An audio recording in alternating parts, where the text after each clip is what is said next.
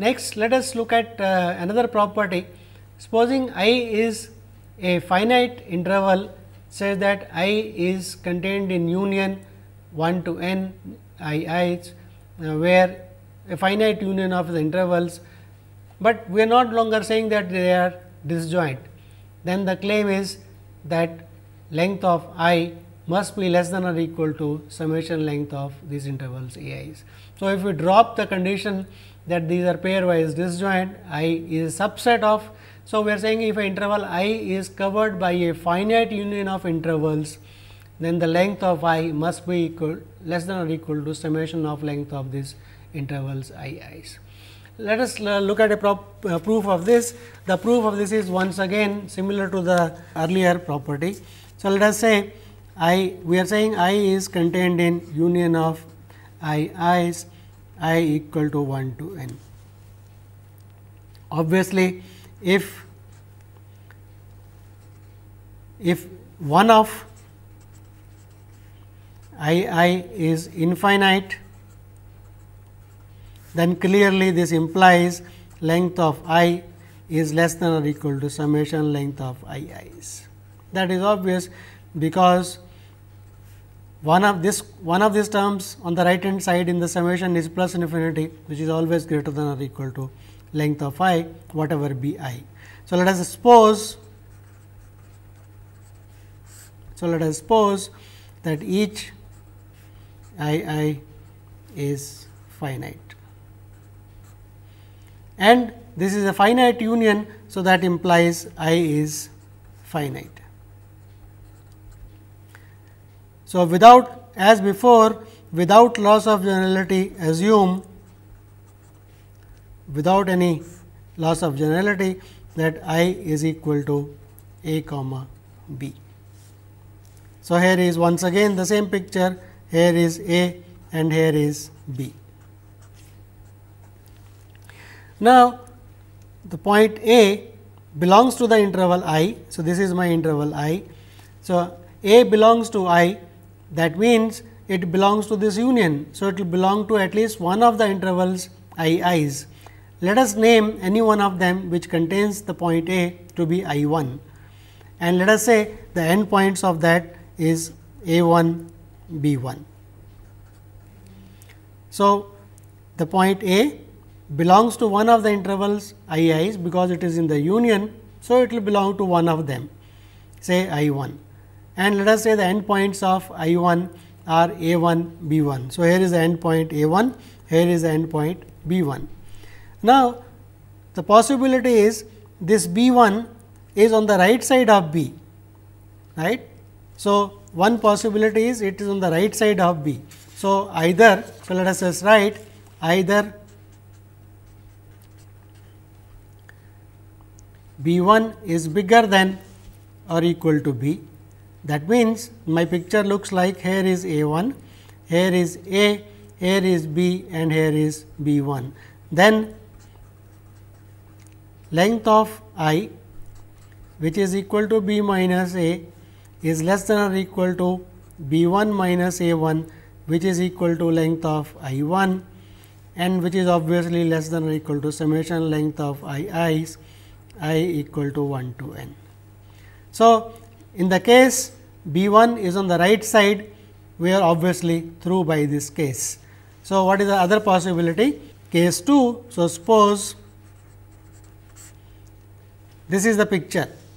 So, suppose this is the picture, namely we have got A, we have got B, and here is A 1 and B 1 is on the not on the right side, but on the left side of B. So, let us take that as the picture. So, in that case the point B 1 belongs to that union. So, B 1 is in the interval A B. So, it will belong to that union. So, it belongs. So, B 1 belongs to I. So, it belongs to union. So, it will belong to one of the intervals in the i's. So, let us call that as some interval I 2. So, B 1 belongs to I 2. So, that means A 2 must start here and B 2 either it will be somewhere here or it will be on the right side. So, and if it is on the right side of it, that means what? So, let us say it is on the right side. So, here is B 2 instead of here, let us say B 2 is here. Then the length of the interval I. So, length of the interval I, which is equal to B minus A, which is B minus A, is less than or equal to B 2 minus A 1, B 2 minus A 1, which is less than or equal to B 2 minus A 2 plus B 1 minus A 1. So, B 2 minus A 1 is less than or equal to B 2 minus A 2 plus B 1, we are adding something bigger, and then A 1. So, that is length of I. So, in that case length of I will be less than or equal to length of I 1 plus length of I 2, and so that is anyway less than or equal to summation length of I i's I equal to 1 to n. So, if we go on repeating this process, so what does it mean? So, in the next stage, so what is the other possibility? That B 1 is inside. So, that means here is A, here is B. If it is not outside, that it must be inside. That means here is A 1, here was our B 1, here is A 2, and somewhere here is B 2. It is not on the right side, it is on the left side. So, once again B 2 belongs, and then we can proceed in the same way. So, either at some stage we will be through, or eventually if not, then we will have A 1 is less than equal to A, is less than or equal to A 2, less than or equal to B 1, less than or equal to B 2, less than or equal to so on, less than or equal to A n, less than or equal to B, less than or equal to B n. So, what we are saying is either we will be through at some finite stage, or we can rearrange eventually after n stages the end points in that way.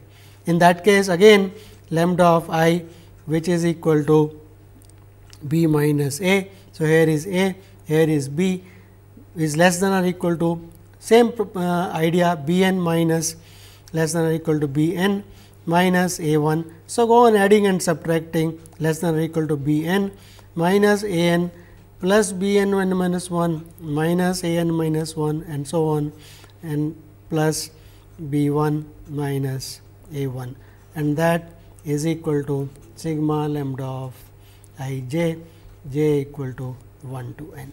So, it is just whenever we are in a finite stage, the end points can be rearranged nicely, and we get the property, namely the length function is having the property whenever a interval I is covered by a finite union of intervals, then the length of I is less than or equal to summation length of I i's. Let us look at an extension of this property, namely supposing I is a finite interval such that I is covered by a union of intervals I i's 1 to infinity. That means, the interval I is covered by union of a countable union of intervals I i's.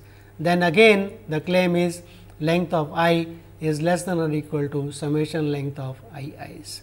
So, let us prove this property, and keep in mind here we are assuming our interval I is a finite interval.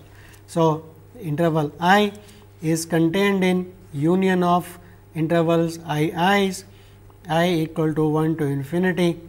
These are intervals I finite.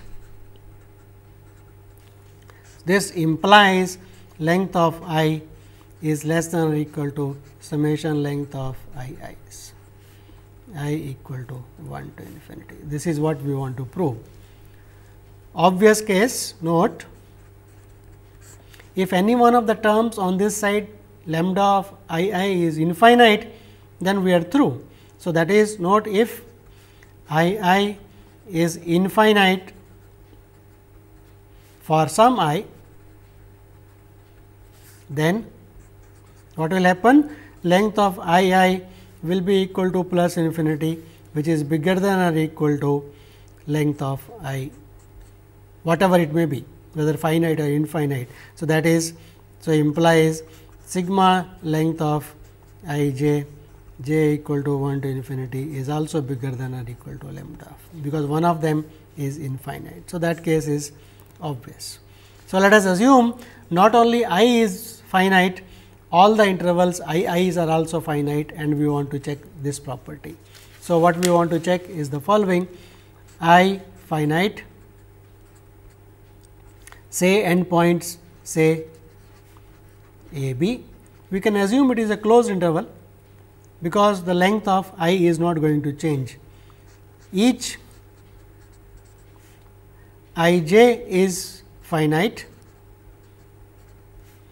with left endpoint A j, right endpoint B j. We are not saying that we are assuming these I j's are open or closed or anything. We are just naming the endpoints, the left endpoint of I j. So, we are saying I looks like A and B, and each I j is A j B j. We are not saying that these endpoints are included, and we are given that I, which is A comma B, is contained in union of I j equal to 1 to infinity, right. And if this was finite, then we already know how to manipulate that we have already done earlier in the previous case. So, the idea is from that infinite union bring it to a finite union, and here is a closed bounded interval contained in a infinite union, and we want to say this is going to be contained in a finite union. So, somewhere the compactness property of the interval a to b is going to be used. So, but for that we need the intervals to be open.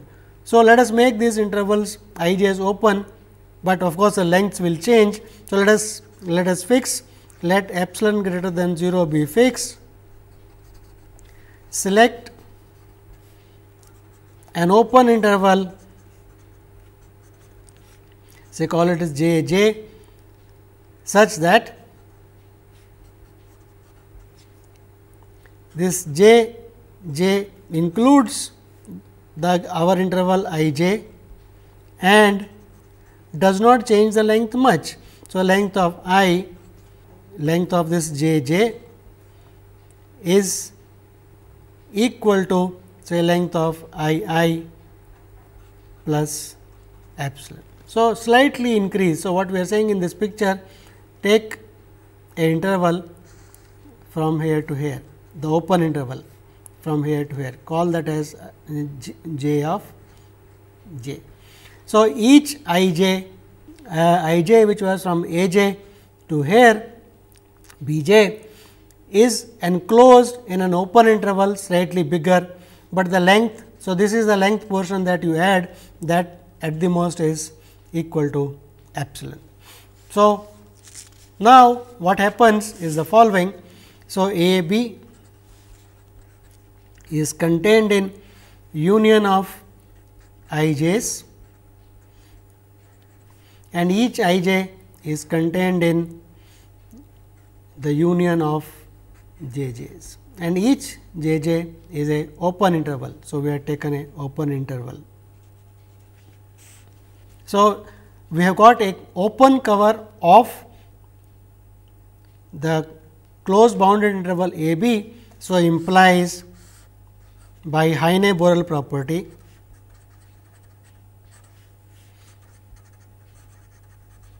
of the real line, which says whenever a closed bounded interval is covered by an collection of open intervals, then implies there exists some n such that finite number of them will cover it. So, A b will be contained in union of j equal to 1 to n j j's. Finite number of them will cover it. And now, implies by our earlier case that length of I. So, this was my interval I. So, length of I is less than or equal to sigma length of j j's 1 to n. Okay. Now, each one of them is less than or equal to sigma j equal to 1 to n length of I j plus epsilon. And now, we want to separate it out this summation and let it go to infinity n equal 1 to infinity. But the problem will come because of this summation epsilon added n times, that summation will tend to become very, very large. We do not want to happen that. So, what we go is we revise our construction. So, where we selected for a given epsilon fix, select an open interval j j such that this is so, instead of epsilon for the interval I j, let us divide it by 2 to the power j. So, instead of having this extra length to be equal to same length as epsilon for every interval I j, for I j we want this extra length to be equal to epsilon by 2 to the power j. So, once we do that, we are in a better shape, because now this estimate will be 2 to the power j. So, that means, it is less than or equal to summation j equal to, I can put it 1 to infinity, because it is less than or equal to lambda of I j plus summation epsilon by 2 to the power j, j equal to 1 to infinity. And now, this series is convergent, because it is a geometric series with common ratio 1 by 2, which is less than 1. So, this term is equal to epsilon. So, what we are saying is length of I is less than or equal to summation length of I j's plus a number epsilon, but epsilon was arbitrary. So, let epsilon go to 0. So, we will get length of I is less than or equal to summation length of I j's.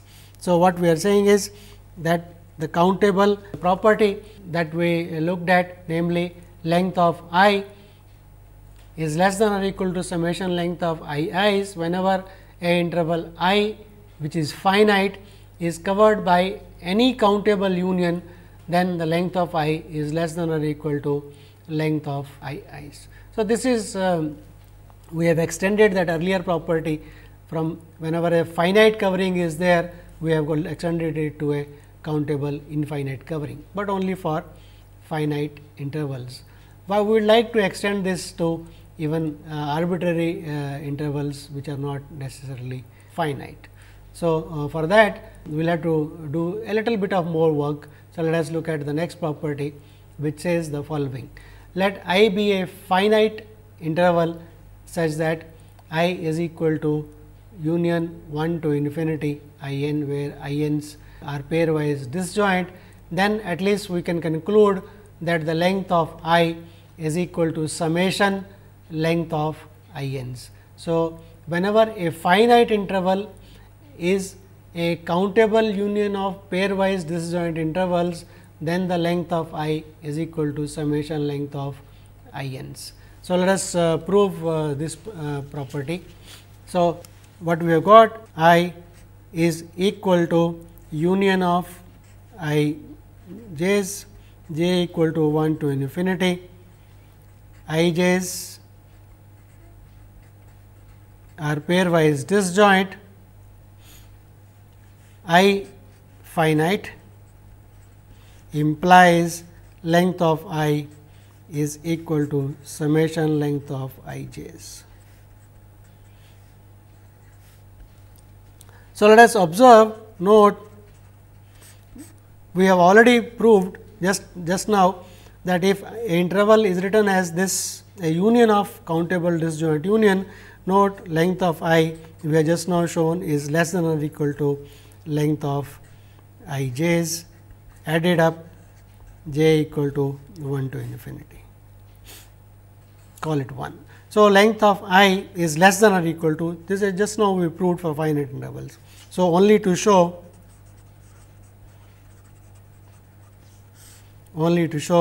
that length of I is bigger than or equal to summation j equal to 1 to infinity length of I j. So, only this is to be shown, and for that, so here is the interval a to b. Okay. I is finite. So, here is the interval finite interval I. Now, look at I 1 is a subset of I. So, it should be somewhere inside. So, somewhere is A 1, somewhere is B 1. Similarly, I 2 is also inside I. So, somewhere it has to be, either it has to be A 2 here, B 2 here, or it could be here somewhere, right, and so on. So, for every n, let us consider the endpoints,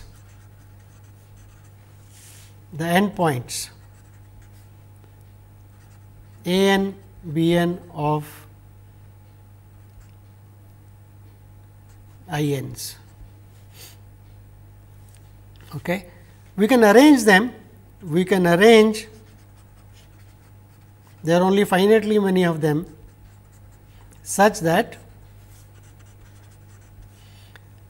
here is A, here is A 1, here is B 1, here is A 2, here is B 2, and so on, here is A n, and here is B n, and here is B. That means, we can arrange them in such a way that A is less than or equal to A 1, less than or equal to B 1, which is less than or equal to A 2, less than or equal to B 2, and so on, less than or equal to A n, less than or equal to B n, and which is less than or equal to B. Once that is done, so this implies by a simple algebra, that means length of I, which is equal to B minus A. Now, this is B, this is A. I am going to make it shorter B n and A 1. So, this is bigger than or equal to B n minus A 1. So, which is bigger than or equal to B n minus A n plus B n minus 1, the next one here, minus A n minus 1, and so on, plus B 1 minus A 1. So, this put together is nothing but which is equal to sigma I equal to 1 to n length of I I. So, what we are saying is, for every n, the endpoints of the intervals I 1 up to I n can be rearranged in this fashion, and hence, by looking at the ordering of this, length of I is bigger than, and this happens for every n. So, that implies length of I is bigger than or equal to sigma I equal to 1 to infinity, because this is happening for every n, I can let it go to infinity length of I. So, the other way around inequality is also proved. So, that means, we have proved that whenever I is a finite interval, which is written as a countable union of pairwise disjoint intervals, then length of I is equal to sigma length of I n's. So, with that, we prove an important property of the length function for finite intervals. We will continue our study of the length function in the next lecture. Thank you.